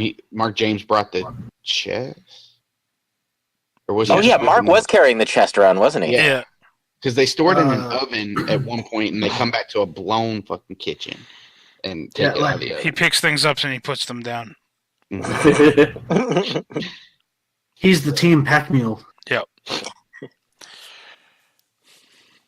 So then they say their goodbyes, and it doesn't. Sam goes with them, right? Sam go because they have his truck. In the movies, though, Six has a badass motorcycle. Don't ask me why. She's on the run for her whole life. She's supposed to be like 15 or 16. She'd run around on this red motorcycle. That's the thing is, like, in the movie, I think Sam has a thing for Six. What? Yeah, I think so. Because there's that Emily character or whatever that she's not even in it. She never like shows up, and okay. like Emily doesn't exist in the movie. Yeah. So in the movie, I think Sam has like a thing for Six. It's basically, this chick is hot and she's super badass. Maybe she'll talk to me. Yeah. Well, I mean, that is the book, right? And then that's leave. Definitely a thing in the book. And then they leave Mark with Sarah, right? So you know what Mark's doing when John's gone. Oh. That was my guess too. Yeah. Developing photos. Exactly. They're in home ec putting buns in ovens. Exactly. So that's the whole book, Equus. Do you all remember anything else? I remember lots more, but not from the book. So, Austin, you had you mentioned something earlier about a short Q&A, or not Q&A, like a trivia, something. Well, I do have some trivia. I just have like regular questions. All right. Like basically, who's your favorite out of the book? Bernie Kosar. Well, all right, we'll go around. So, Equus is Bernie Kosar.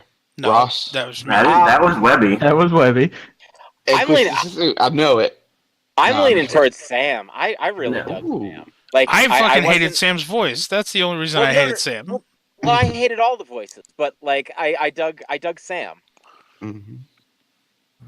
My favorite's number 9. But if you're asking for this book they specifically, weren't in this book. This is I am number 4. Can I do that though? Can I say who's my favorite? No, because we don't know any of them, and it's obviously not number fucking 8. Fuck that dude. It is 8. Donnie, who's your favorite? Oh wait, Equus, who's your favorite from the first book? I'm gonna say John. Okay. My favorite character from the first book. I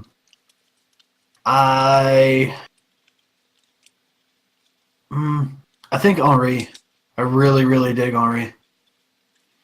All right. Dante? I don't know. Number 3. I kind of want to say number 6, but I can't decide if it's because in the movie she was like Super hot. teleporting and shit, and she's hot. I'm gonna say 6. Donnie loved number 3. Aw, R.I.P. Donnie's favorite character was number 3's handler. It was his Sepan. Sepan. Yeah. Was his name Donnie? Yeah. Wait, what? No, Donnie. I said that Donnie liked number 3's Sepan. Yeah. Oh, I don't remember. Like, because Yeah, he died. It was the first page. Oh. Yeah, like, That's why he I was don't the remember. first death of the book. Like, he got stabbed through a Through door. a door. Yeah. Yeah. With a He was badass in the gun. book He for cool. 6 seconds. He good. He Hey, good. Shree's long jump champion though. They could beat you on a spitting contest. All right. So, what's the next book that we're going after? Hold on, what's the next question Austin has for us? Yeah. I'm excited, man. I'm ready to get there. Well, actually, I'm just gonna go through and because we've already been going for a while, so I'm gonna just ask the in questions I have for these, and if we want, we can come back and do something later. Okay. So we're gonna go with characters. Emily, does she return? No. We'll vote. So Chris says no. Donnie, I say no. Eggquist. I know never the mind, answer. Eggquist. Ross, No. Webby. I think she shows up in the next book, heartbroken that Sam left, hanging herself in a closet. Oh, Damn. Okay, we said what do you think actually happens, not Did what you- you hope happens. Oh yeah, she'll Webby, show did up. you She'll read show the up in the next book. you wrote the second book, or you read the second book? Yeah, never mind. Let's move on. Okay, Mark James, does he return? Yes. Yeah. Yeah. I'll say yeah. Okay, was that Eggquist or Ross that answered? That was Ross. Okay, Wait, I don't know whose perspective the second book's from. I do. 6, isn't it? Who's No, it's 7. No. You haven't met her yet. Oh, then probably he won't. Well, he won't show Oh. up in the next book, but I'm thinking Mark will eventually He'll show show up up in in the the back. series. Again. Yeah. you guys I think he listened will show up to? again. I forgot that they did have an extra chapter, didn't they? Did you guys all Nope. listen to that? I did not. Certainly did not. I think I might have. I think that's why I knew to ask that question actually. So yeah, I think I did. Okay. But yeah, I think he'll show up, just not if it's from somebody else's point of view that's completely not relevant to him. I listened to everything that you sent me, so Mhm. So what about Bernie Kosar? Will he show back up? Hell yes. Faux show. He fucking better. What about Henri? no, he's fucking dead. You know Yeah, what? there'll be some I bet flashbacks. you. I bet you who shows up in a flashback. Yeah, or like a vision. No, he's gonna show up as Was a it- Force Ghost. Oh There you shit! go. That's He's his way. gonna show up as a foreskin. It's a foreskin. What about Sam?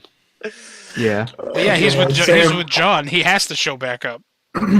Okay. And he's gonna try to bang it out with 6. Rob's probably muted here, laughing at how absolutely wrong we are with all of our answers. Well, look, I here's am what- laughing, but I don't know whether you're wrong or right. He does know. He won't tell you. Well, there's also things I want to say when you were like, "Oh, Daddy's not going to show back up." I was giggling about those things. Well, I mean, like I said, me and you, we're gonna have a little chat. What about Sam? Did I already say Sam? You just What about- asked us about Sam. What about 6? What about For 6? 6, yeah. Yeah, she's Isn't with it- John. She has to show back up again. Oh, does she? What about John?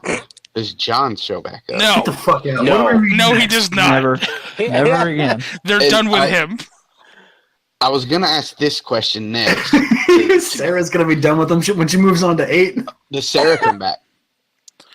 Well, yeah, you ruined it. You said she fucking bangs 8. Sometimes I'll tell you something that isn't true. Austin is the master of misdirection.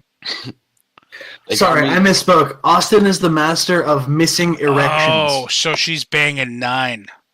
Oh, nice. No. 6 is banging 9. That's where we get 69. Oh, that's the Mm. funniest number. 69. Hey, who will be the next number we see? You already said it's 7. 7. All right, I think Yeah. it's 7. who Yeah. after 7? Who will be the next number we see after 7? Just give your Number predictions. I'm gonna write them down. Probably So- 5, because we haven't Webby- heard about 5 yet. Yeah, I'm Webby, gonna you say say 5? 5 too. Yeah. Webby and Donnie say 5. Ross? 3. 3's dead. Vision No, Quest. they're going after his corpse. No, I'm thinking 5. Okay. And Chris?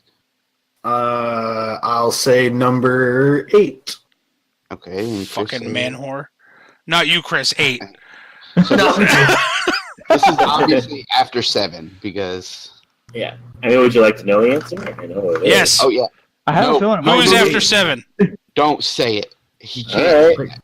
He can't say that. Why? 9. Why? It's not For super the sake of my spoilery. lovely girlfriend, I just want to go ahead and point out that I am not a man whore. My girlfriend is amazing, and we're thinking about buying a house together. So All right. Get your lovey-dovey shit off my podcast.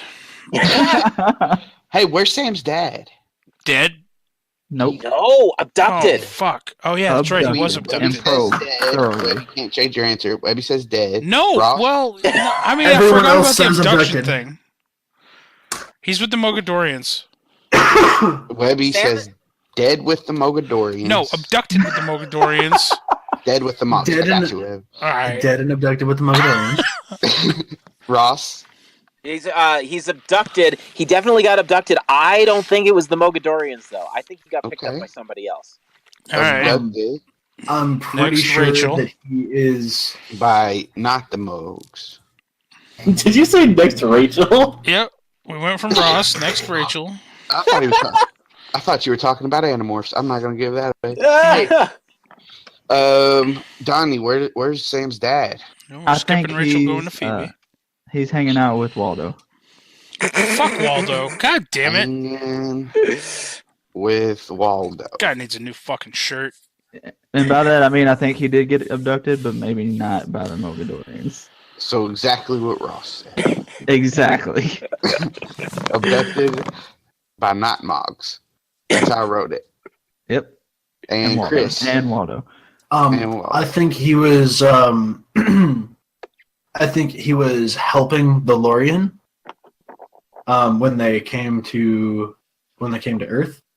So I think that he wasn't abducted. He went with another Lorian.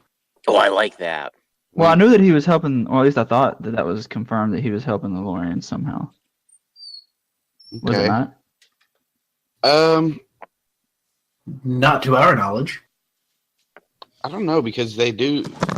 Well, I thought that was a thing. So either I made it I'm up. pretty sure that's a completely. movie thing. Maybe Oh, okay. it's a movie. Well- I think it's a movie thing. Like Well, that's the part Henri that said he something was like abducted. to Sam, like your dad was.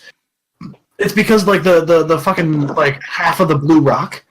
Yeah, no, didn't In the Sam's movie? dad figure out it was a tracking device or something to Yeah. help track down the other numbers? Yeah, I guess that you know from the movie, yes. Yeah, that is the reason, but they didn't say so in the book. They added that. But yes, Same- he was working with the Lorik in the book. So But you don't know until later. Well, see, From the like later book. I only said that because like the movie gets things wrong all the time, so I didn't know if that was Take actually that going to be a back. book thing or. Take that back. Shut up, Webby. The book gets it wrong. The source material can't get it Fucking wrong. heard me.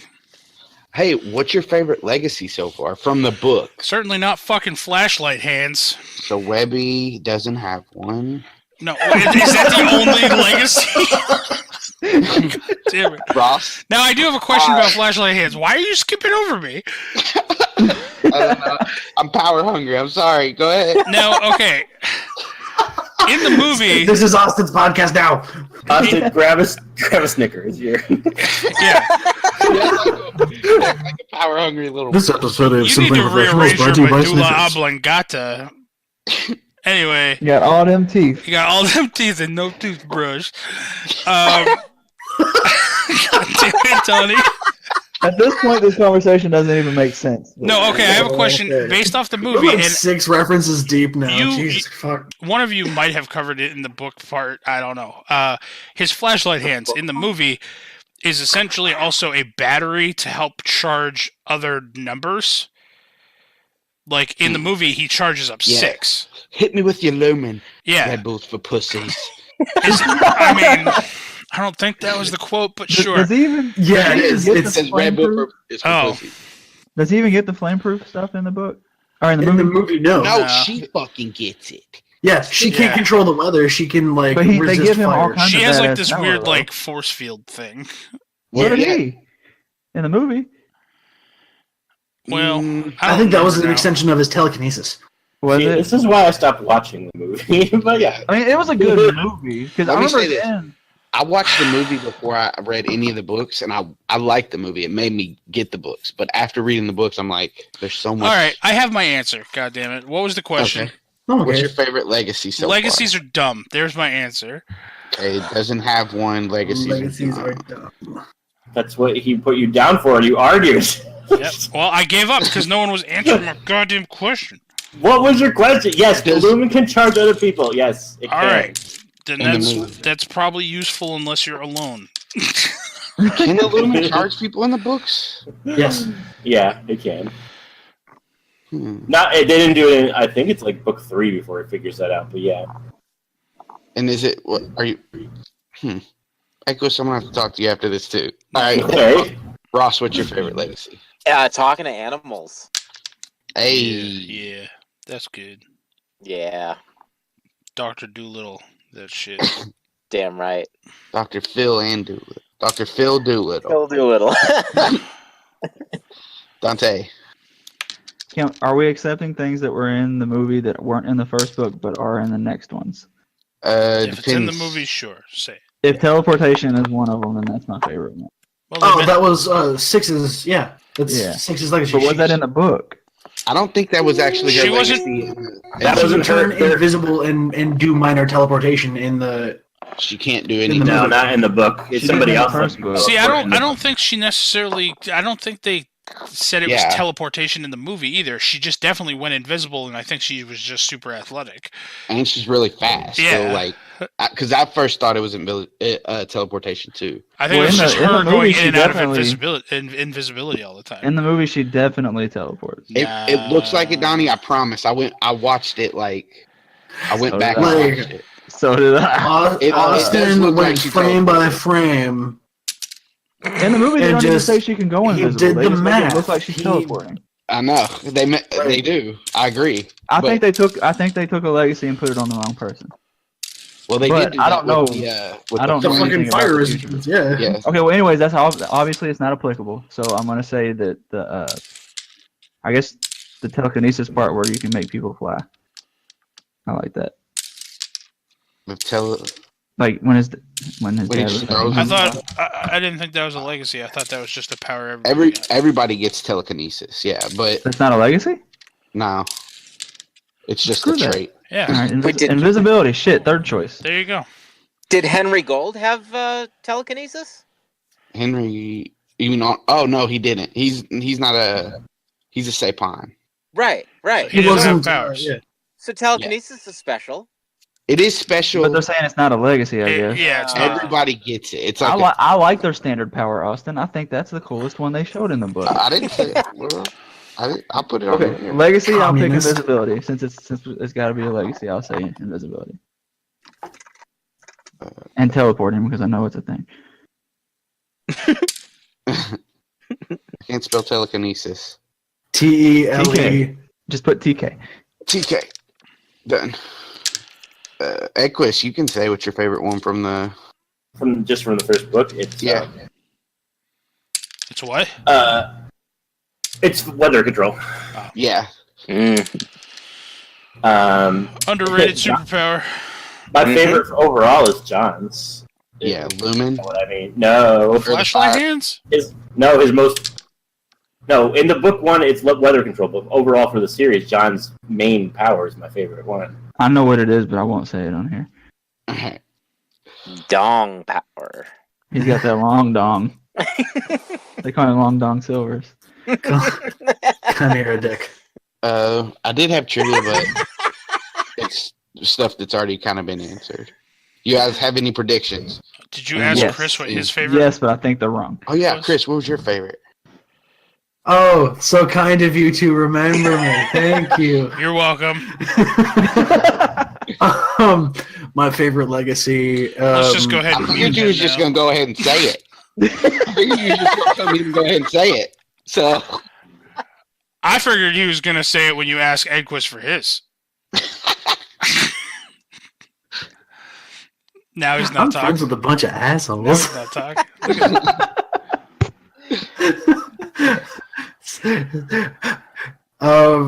Fuck. God damn it. He's never had this big of an issue talking. I don't know what's going on. I know, right? Talk completely agree. So, my favorite legacy was Lumen, just to spite Webby. God Okay, damn it. Lumen and Webby Spike. Webby spitefulness is its own legacy. Right. All right. So, do you guys have any predictions on what's going to happen? I do. I What? do not care.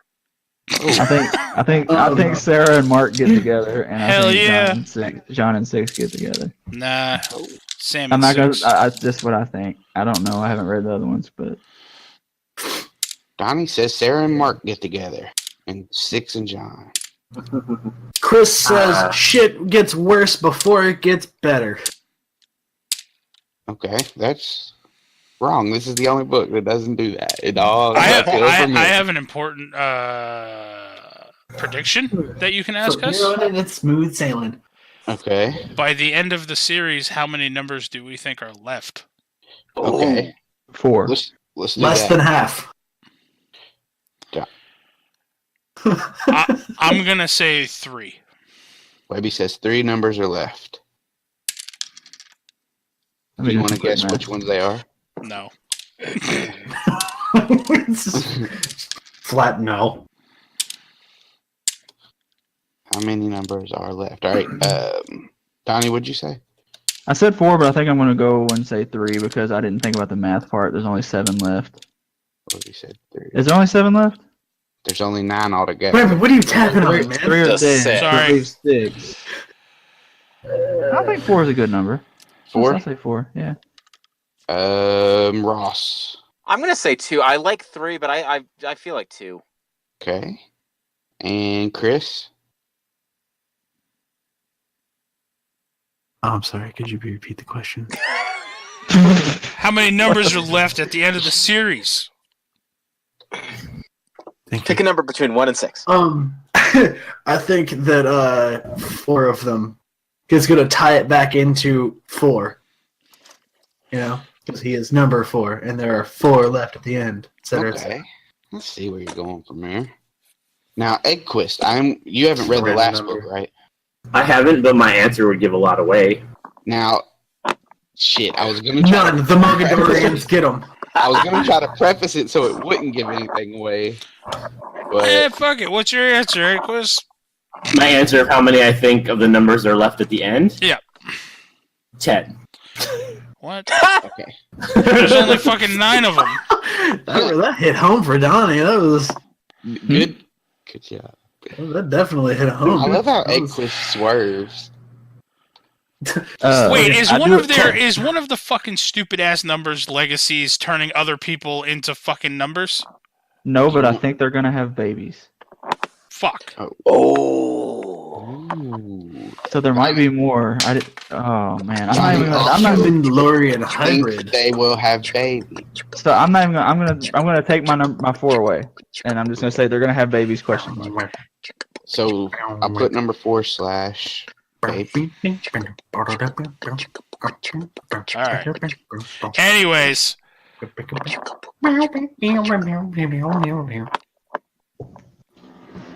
Austin, do you have any other trivia, or are we gonna wrap up No, since we're at the I'm good. 1 hour 52 mark? I got you. After I answered, I lost all audio, so I don't know what happened to that point. There was just a whole lot of bow wow kind of noises and talk of baby making. Okay, so what book are we reading next, guys? Yeah, Austin, So- do you have a suggestion for another book to read?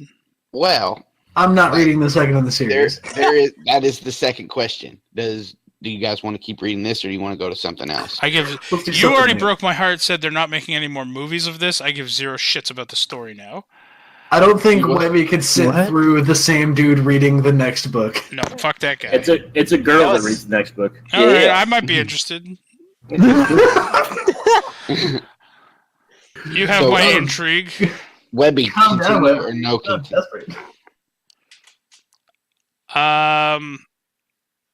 Impartial. I don't care. All right, I'll put 50-50.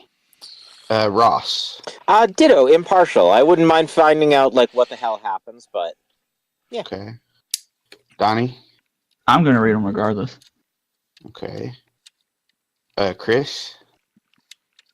I'm gonna say that I'm not too invested into the series, but if everyone else outvotes me, I'll still be a part of it.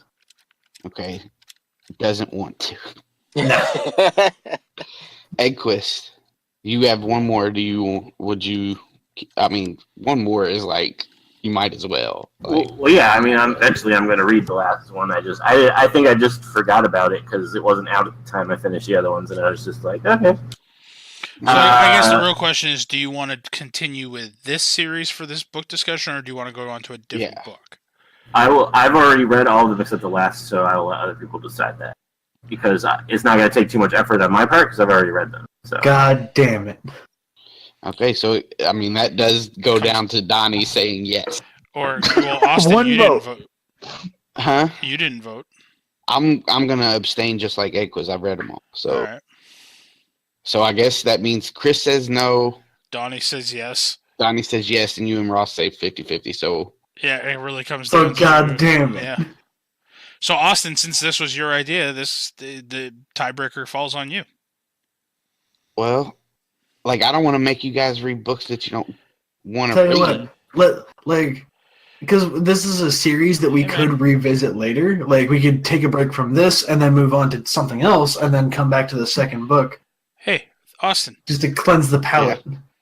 Something easy. Since the book the book club thing was your idea, you tell us what we read, and if it's a book we don't want to read, we're going to read it still because you told us to, unless we don't want to be on the episode. Okay, that is, Chris, if you don't want to read it, you don't have to be on the next one. But the same as Ross and Webby. Webby, you have to be here. I'm aware. All right, so yeah. Well, I'm Webby, not if too you excited. don't want to be here, you can turn over the hosting duties to me, and then me and Devin will be even. Yes. Hey, that might actually. Listen, I am not going to be outvoted by you two. All right? No. Hang on. We'll talk about this off air. But we'll let you guys know what book we're going to do next. But we won't decide it on TBD. So you can read along. Are those books too? Take a look. It's in a book. Is that show based on books? No.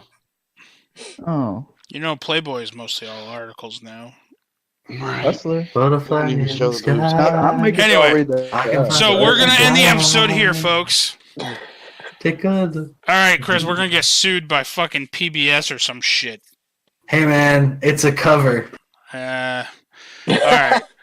So, Austin, thank you for doing the book club thing and bringing this up. And, yeah. Well, thank you for letting me do it on the show. And Equus, thank you so much for getting us through that. Doing the summary. Yes. You're welcome.